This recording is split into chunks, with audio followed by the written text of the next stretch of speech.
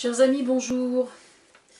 Ce matin, je vais vous parler d'une émission particulière à laquelle je participe de temps en temps, chaque fois que je peux, parce que actuellement je suis dans une période transitoire où je vais à Paris, pas toutes les semaines, mais quasiment, pour participer à certaines émissions.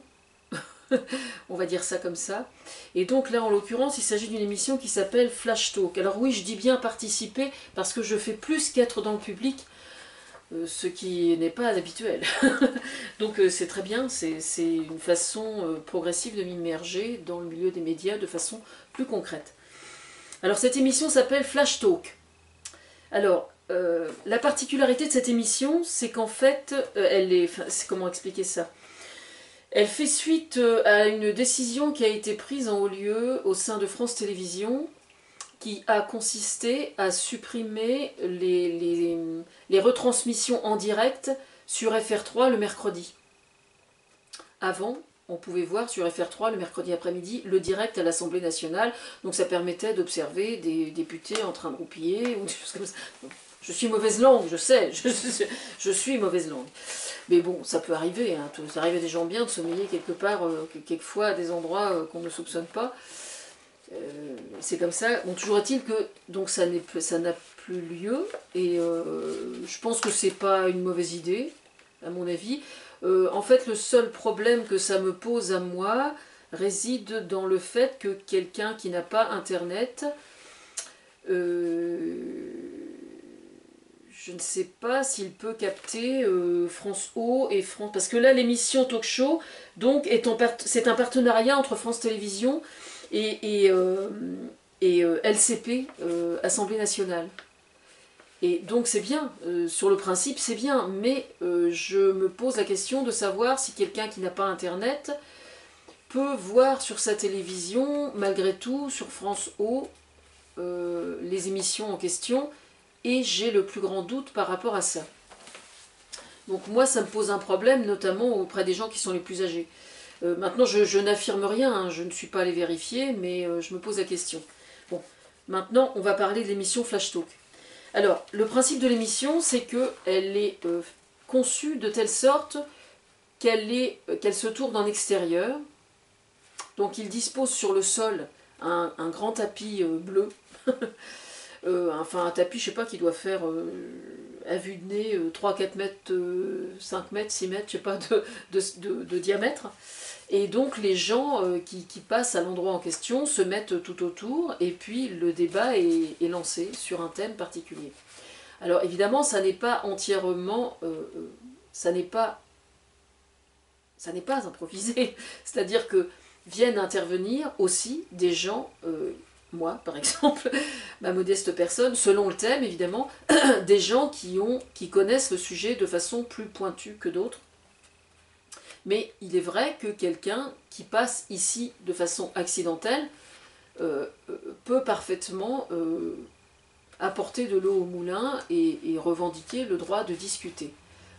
Évidemment, le problème résidant dans le fait que quelqu'un qui a envie d'intervenir pour mettre son grain de sel, il peut arriver que ce ne soit pas quelqu'un de particulièrement bien intentionné médiatiquement, ou qui veuille véhiculer ou intervenir en tenant des propos qui n'ont pas lieu d'être. On va dire ça poliment, hein, parce que j'explique ça parce qu'évidemment le concept de l'émission, par définition, induit que effectivement ça puisse se produire.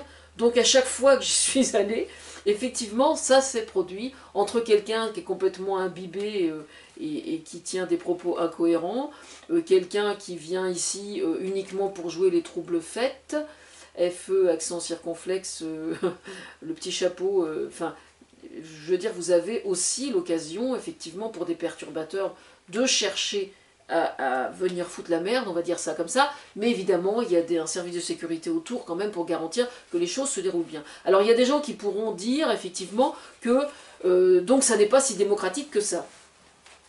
Moi je dirais que si, je dirais que si, parce que j'ai pu remarquer que quelqu'un qui passe et qui tient des propos, qui a envie de prendre la parole, on le laisse prendre éventuellement la parole. S'il n'est pas d'accord parce qu'on ne lui donne pas suffisamment la parole, il le dit et puis on s'explique et on en discute. Mais je pense que le moyen le plus juste, en fait, d'avoir la prétention de prendre la parole dans cette émission, consiste tout simplement à prendre contact avec l'émission en question et dire « moi j'ai envie de débattre ». Et on se fera un plaisir de prendre contact avec vous. On ne vous demandera pas nécessairement, on ne vous demandera pas ce que vous avez envie de dire. On vous demandera éventuellement pour quelles raisons ça vous intéresse, pour quelles raisons ça vous interpelle, et qu'est-ce que ce type d'émission vous apporte par rapport à une autre. Parce qu'effectivement, quelqu'un qui est imbibé et qui a envie de prendre la parole, si vous voulez, il fut un temps où dans les médias, droit de réponse ou d'autres, je veux dire, vous aviez des gens imbibés, y compris des gens très connus et réputés comme respectables, respectables professionnellement et pas franchement respectables quelquefois dans la vie privée par exemple. C'est arrivé par le passé, hein. Moi je regarde le dimanche après-midi l'émission de Laurent Ruquier, Les enfants de la télé, et on a l'occasion hélas de constater à quel point par le passé, dans les médias, il est arrivé que des gens aient le droit à la parole alors qu'on aurait mieux fait de s'abstenir, quoi. Mais bon, je ne suis pas là pour juger, mais je veux juste dire que cette émission est plus démocratique, je pense, que bien d'autres ne le sont. Voilà. C'est normal. Quand on fait une émission, de faire son possible pour que les différents points de vue soient abordés, et je pense que c'est le cas là. Alors je vais vous donner des thèmes notamment qui ont été abordés. Alors j'étais pas présent à tous, hein, bien évidemment, j'étais présent à quelques-uns, et vous avez l'honneur et l'avantage de voir ma modeste personne sur certaines d'entre elles.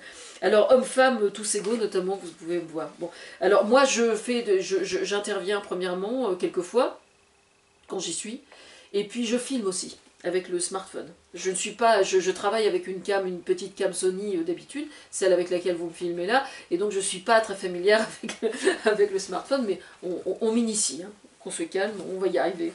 Bon alors, les thèmes qui ont été abordés, donc il y a eu hommes-femmes, il y a eu les réseaux sociaux, il y a eu la malbouffe, du poison dans nos assiettes, vive les vacances, droite-gauche, clivage d'actualité, consommer rend-il heureux, etc. Bon, alors, comment expliquer ça? J'ai entendu dire, la dernière émission qui était sur l'environnement, à laquelle j'ai participé, que c'était l'occasion d'aborder les sujets, mais qu'il n'y avait rien d'approfondi, ce qui est vrai. Mais on ne peut pas avoir la prétention d'organiser une émission que je qualifierais de à bâton rompu, et puis avoir la prétention de traiter d'un sujet de façon approfondie. Traiter un sujet de façon approfondie, c'est le rôle de certaines autres émissions qui sont tout aussi respectables. Je pense évidemment plus à France Télévisions ou à Radio France parce que j'ai mis mon grain de sel depuis des années. Mais moi, on me reproche par exemple souvent de ne pas être spécialiste, ce qui est vrai. Mais l'avantage de ne pas être spécialiste présente d'autres avantages qui consistent, en ce qui me concerne, à mieux discerner, par exemple, en quoi un domaine s'articule par rapport à un autre. C'est-à-dire quelle est la liaison qui existe entre un secteur et un autre. Donc effectivement, je ne suis pas spécialiste dans un domaine ou dans un autre, quoique je pense qu'il y a bien des domaines, notamment tout ce qui concerne la psychologie et l'éducation, je pense que je touche ma bille très largement par rapport à bien d'autres qui sont bardés de diplômes alors que moi j'en ai aucun. Je pense que je touche vraiment ma bille parce que je sais que tous les professionnels justement font extrêmement attention à ce que je tiens comme propos sur le sujet. Donc je considère que ça vaut caution d'une certaine façon. Bon, ça c'est une chose. Je veux dire par là que ce qui importe, ce qui serait inquiétant, ce serait d'observer que dans ce type d'émission, avec l'argument qui sont les leurs, ce serait de voir qu'il y ait systématiquement une forme de consensus dans une voie, dans un côté, dans un sens ou dans l'autre. Or, ça n'est pas le cas, justement. C'est-à-dire que si vous allez voir cette émission, vous observez que justement, ça n'est pas acquis. C'est-à-dire qu'il y a une émission, par exemple, sur les Jeux Olympiques, il existe des gens, par exemple, sur Paris, qui ont monté non pas nécessairement des associations, mais qui tiennent des collectifs qui sont contre les JO, par exemple. Je prends cet exemple-là parce que j'étais présente ce jour-là, justement. Et ces gens-là, on leur a donné la parole, quoi. Ils se sont expliqués, ils ont argumenté. Donc je veux dire par là que c'est donc, d'une certaine façon, vraiment une émission démocratique. Alors, c'est intéressant parce que Le fait que ce soit en plein air comme ça, par exemple, donne l'occasion à des gens qui sont timides, par exemple, ou qui ne vont pas aller s'inscrire à des émissions, ils ne vont pas oser aller s'inscrire à certaines émissions ou de débats, alors qu'ils pourraient. Et alors que là, le fait que ce soit en plein air, ça donne un sentiment d'accessibilité physique beaucoup plus large. Donc en ce sens, c'est extrêmement intéressant.